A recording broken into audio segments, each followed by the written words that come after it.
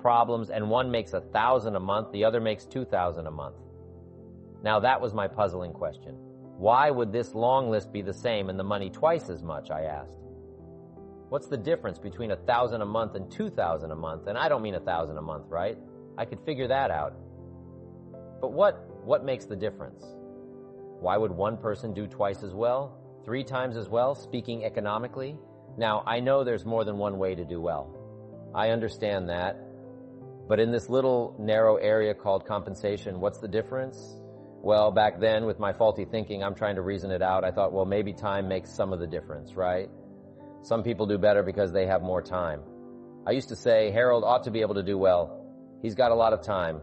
If I had all of Harold's time, I could do well. Now, that's got to be damn right. Number one, you can't get somebody else's time. A guy says to me one time, he says, if I had some extra time, I could make some extra money. I said, then forget it. There isn't any extra time. Hey, when the clock strikes 12 midnight, that about wraps it up, right? I mean, you can look around, the gang's there for a little more, but it's over. You say to the guy, what are you doing this? I'm looking for extra time. See, they'll come and take you away, right? There isn't any more time. Now, if you can't get more time, which you can't, what could you get more of that would make a difference in economic results? And here's the key word.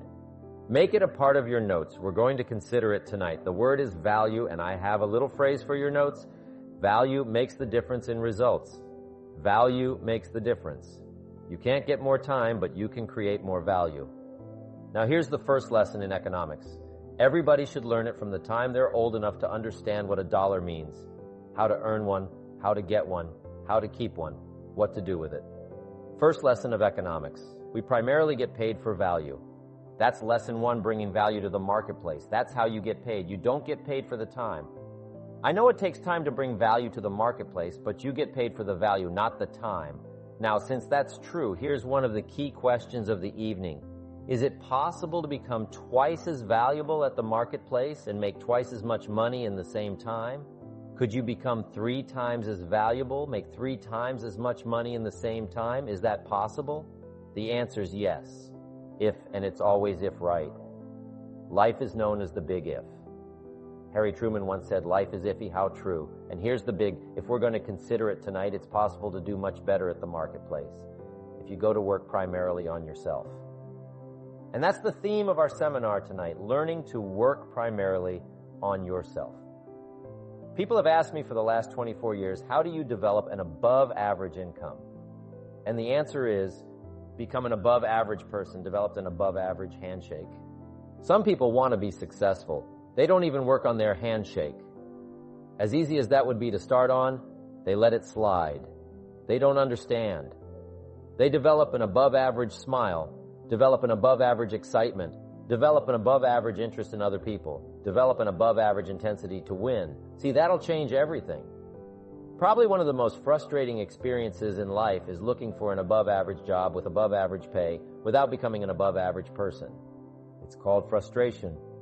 And Mr. Showoff gave me probably the greatest clue he gave me when I first met him.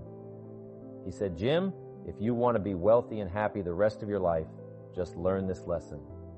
Well, he said, learn to work harder on yourself than you do on your job. Then Mr. Showoff gave me probably one of the most important clues among so many things he taught me. But this was in those early days. Mr. Showoff was very kind, but he was also very abrupt, and he had these interesting questions to ask. I'm giving him a little rundown one day on how things hadn't worked out for me. He said, Mr. John, I've got the answer for you if you will listen carefully and listen carefully. I did that day, and for the next 5 years, if somebody is wealthy and happy, you got a list. He said, Jim, I've only known you a short time, but he said, it's already my honest opinion that for things to change for you, you've got to change. That wasn't quite the answer I was looking for, but that's the answer he gave me, and I pass it along to you on this warm summer evening in Anaheim, California, 1981. For things to change for you, you've got to change. Otherwise, it isn't going to change. Before I met Mr. Showoff, I used to say, I sure hope things will change, right? That seemed to be my only hope. If it isn't going to change, I'm in serious trouble, and then I discovered it isn't going to change, so I'm in serious trouble. See, I can tell you what the 80s are going to be like. You have dropped into the right place. I did a seminar one time for Standard Oil executives and management in Honolulu, and we're having a conference one day on this big conference table. And one of them said to me, Mr. Rohn, you know some fairly important people halfway around the world. What do you think the areas are going to be like? I said, gentlemen, I do know the right people, I can tell you. So they all listened very carefully. And I said, gentlemen, based on my wide experience, I can really honestly say to you, in my opinion, in the 80s, it's going to be about like it's always been. Aren't you glad you came? That's inside. I don't pass that around just everywhere. Now, of course, I said that to make a point, but I also said it because it's accurate. It's going to be about like it's always been. It isn't going to change. The tide comes in, and then what? It goes out for 6,500 years that we know of recorded history, and probably long before that, so it's not going to change. It gets light, and then what? It turns dark. 6,500 years. See, it's not likely to change, and we're not to be startled by that. If the sun goes down, the guy says, what's happened? What's happened? It means he hasn't been here long, I guess, right? It always goes down about this time. The guy says, well, I don't like that arrangement. Well, you got to talk to somebody besides me, right? It gets light, then it turns dark in rotation. The next season after fall is what winter? Pray tell. How often does winter follow fall? Every year, regularly. For the last 6,500. Do we not see it? It's not going to change. Now, some winters are long, and some are short, and some are hard, and some are easy, but they always come right after falls. It isn't going to change. Sometimes you can figure it out. Sometimes there's no way to figure it out. Sometimes it goes well. Sometimes it gets in a knot. Sometimes it sails along. Sometimes it gets in reverse. See, that's not going to change. The last 6,000 years reads like this opportunity mixed with difficulty. That's how it reads. It isn't going to change. The man says, well, if it isn't going to change, how will my life ever change? Answer, when you change, and whether I'm talking to high school kids or business executives, my message is always the same. And it goes like this. The only way it gets better for you is when you get better. Let me give you the 4 major lessons in life to learn. Here's 4 majors. It's good to study the majors. In our weekend seminar, we teach. Some people don't do well because they major in minor things. You got to be on the lookout at the end of every weekend of every month.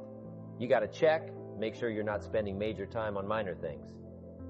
Hey, we go through that whole series, majors and minors. Now, let me give you 2 phrases before we get to the 4 majors. This will set it up, and you'll see where I'm going to key phrases for your notes. Here's the first one. Life and business is like the changing seasons. That's the first phrase. Life and business is like the changing seasons, one of the best ways to describe life. It's like the seasons Frank Sinatra sings. Life is like the seasons. Now, here's the second phrase, very important. You cannot change the seasons, but you can change yourself. You can't change the seasons, but you can change yourself, and see, that's how life gets better for you. Not by chance, but by change. Now, here's the 4 major lessons in life to learn. I've got my first book finished, came out a couple of weeks ago. This is in it, the 4 major lessons in life to learn. Here they are. Number 1, learn how to handle the winters. That's lesson 1. They come right after falls with regularity. Some are long, and some are short, and some are hard, and some are easy. But they keep coming. You must learn to handle the nights. They come right after days. You must learn to handle difficulty. It comes right after opportunity. You must learn to handle recessions. They always follow progressions for the last 6,000. See, it isn't going to change. The lesson you must learn is how to handle it. And there's all kinds of winters, right? The winter when you can't figure it out. The winter when it all goes smash. The winter when it turns belly up. The winter when it won't work. When you've run out of money and you've got a broken heart. So those are winter times. There's all kinds of economic winters, social winters, personal winters. When your heart is smashed in 1,000 pieces and the nights are unusually long, your prayers seem to go no higher than your head. It's wintertime. Barbara Streisand sings. It used to be so natural to talk about forever, but used to be. These don't count anymore. They just lay on the floor till we sweep them away. You don't sing me love song, and you don't say you need me, and you don't bring me flowers anymore. A song of winter. Let's see the disappointments. Come, those are normal. That's part of life. But the question is, how do you handle it? How do you handle the coming winters and the disappointments and the downtimes? Well, you can't get rid of January by tearing it off the calendar, but here's what you can do. You can get stronger, you can get wiser, and you can get better. The winters won't change, but you can. And that's how life changes for you. See, before I understood when it was winter, I used to wish it was summer. I didn't understand when it was hard. I used to wish it was easy. I didn't know. And then Mr. Schwab gave me a part of his very unique philosophy when he said, "Don't wish it was easier, wish you were better." See, that triggered my whole life change. Don't wish for less problems, wish for more skills. Don't wish for less challenge, wish for more wisdom. That's the key. So that's lesson 1. Learn how to handle the winters. Here's lesson to learn how to take advantage of the spring. That's the second one. Spring is called opportunity and spring follows winter. What a great place for it. If you were going to put it somewhere, that'd be the place to put it right after winter.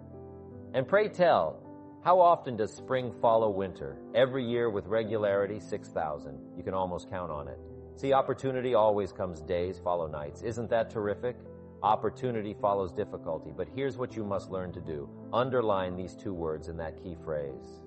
Take advantage. Underline those 2. You must learn to take advantage of the spring. See, just because spring rolls around is no sign you're going to look good come fall. You gotta do something with it. In fact, you have to get good at one of 2 things in life. Planting in the spring or beginning in the fall. Or get somebody to do it for you. See, those are about the only alternatives.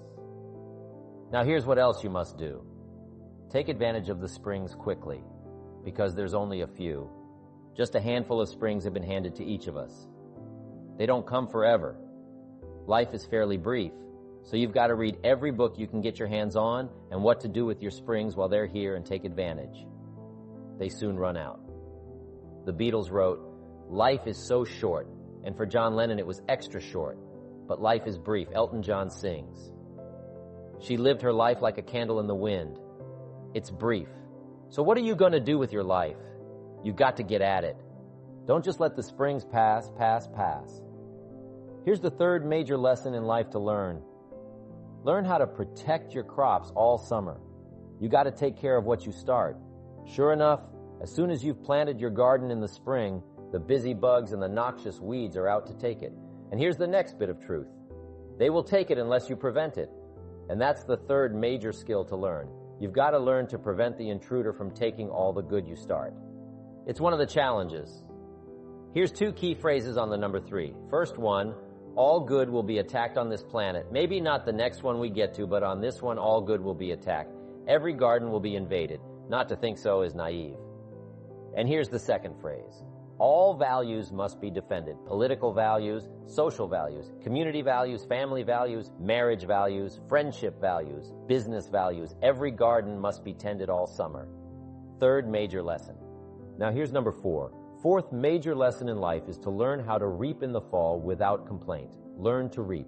Come harvest time without complaint. Take full responsibility for what happens to you. It's one of the highest forms of human maturity.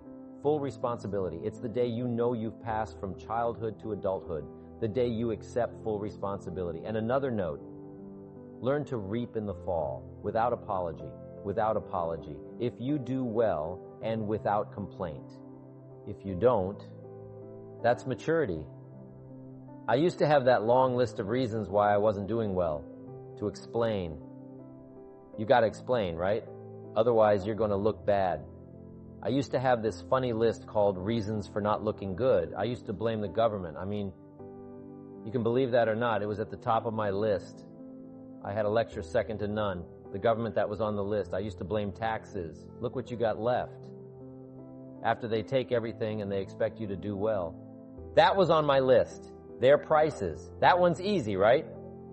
You walk into the supermarket with $20, come out with a little half bag. I had that on the list. I used to blame the weather. I blamed the trough. I used to blame my car. I blamed the manufacturers. I used to blame the company. I blamed company policy. I used to blame the training program. I blamed my negative relatives. They were always putting me down. I blamed my cynical neighbors. They're just selfish, looking out for themselves, won't loan you money. They were on my list. I used to blame the economy. I blamed the community. That's a pretty good list for not doing well, isn't it?